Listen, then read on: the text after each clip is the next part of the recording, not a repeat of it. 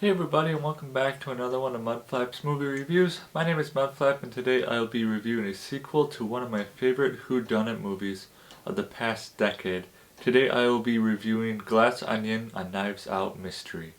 Let's get started. So I went into this movie with pretty high expectations because I absolutely loved the first one. Rian Johnson just does a really great job directing these two movies. I know he's kind of a hit and miss for some people when it comes to his movies, but for these whodunit movies, I think both Knives Out and Knives Out 2 are some of the best whodunit movies I've seen in the past decade, maybe more. It's just a really fun genre to get into. I always like a movie where you can really just immerse yourself in the mystery of it all and try to locate clues and figure out who did it and why they did it. I mean, just like following the detective as he goes along. It was awesome seeing Daniel Craig back as Benoit Blanc. He just does a really great job at playing that detective. I wasn't really a huge fan of his southern accent for a while, but I think I'm okay with it now. When I first heard Daniel Craig do his southern accent for Benoit Blanc, I was just, it kind of rubbed me the wrong way. I mean, because he's not a southern actor, but he's trying to do a southern accent. But I still think it added a lot to the character. He's a well-rounded detective. He claims to be one of the best detectives out there,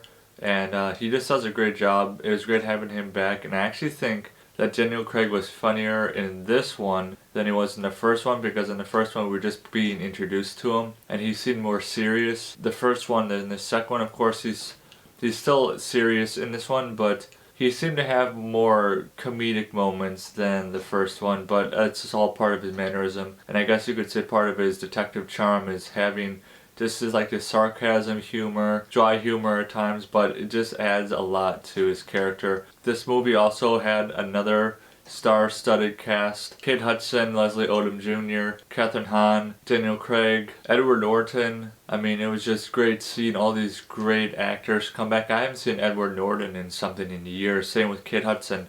I haven't seen her in something in a very long time. So it's great seeing those guys back on screen. Dave Bautista is in this.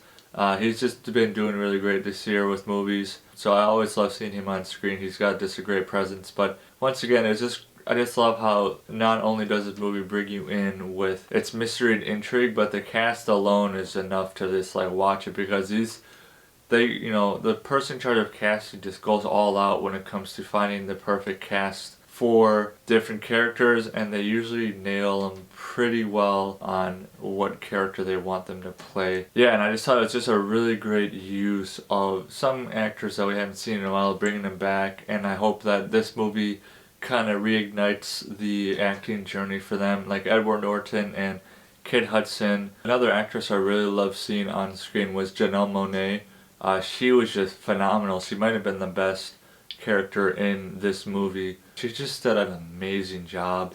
I just love how, Rian Johnson takes all these actors and puts them together and just lets them go all out. I thought the plot was pretty interesting. There were a lot of good metaphors, a lot of great mystery, a lot of great intrigue. Really gets your brain going. For a short bit, the pace was a little slow. I was kind of wanting them to move on and get to like the next scene, but it seemed like they kind of stuck on like one moment, and some moments didn't really have to be in there.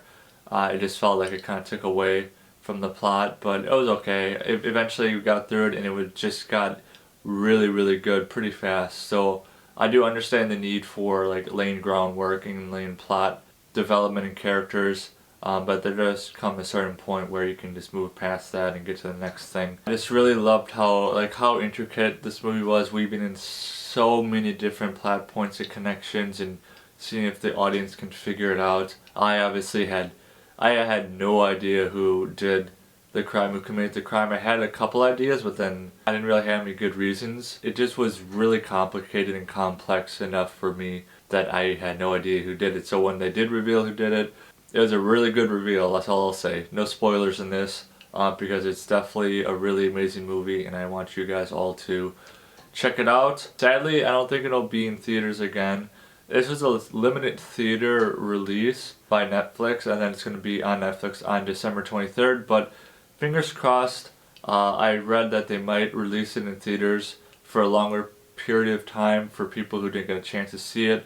It was only in theaters for like 6 days. I just got in at the last second to see it, but if you are okay with waiting, I would totally recommend you guys seeing it around Christmas time because it's just a really, really good movie. A couple of my favorite moments in the movie. I'm not sure what it's called in whodunit movies when this sort of action happens, but we were about halfway through the movie. Lots of things have been established, lots of characters have been established, crimes have been committed, then the movie kind of stops and then we go back to when the crime began and we view it from a completely different perspective, adding some pieces in that were missing the first time around. I always think that's such a cool way of going about a movie where you just get more insight into a crime that's been committed and characters' motives and all that. So that's always a really, really enjoyable moment for me. And of course, the final scene, the big reveal, just how it went about, motives. Just when Benoit goes on and explaining how it all happened, how characters react. I mean, just a huge finish. Really, really, really well done. Really awesome. Very dramatic. Very exciting. Just over the top stuff. And I just really, really loved that final reveal scene. So for Glass Onion, I'm going to give it an 8 out of 10 Mudflaps. And before you go, drop in the comments below, who's your favorite detective?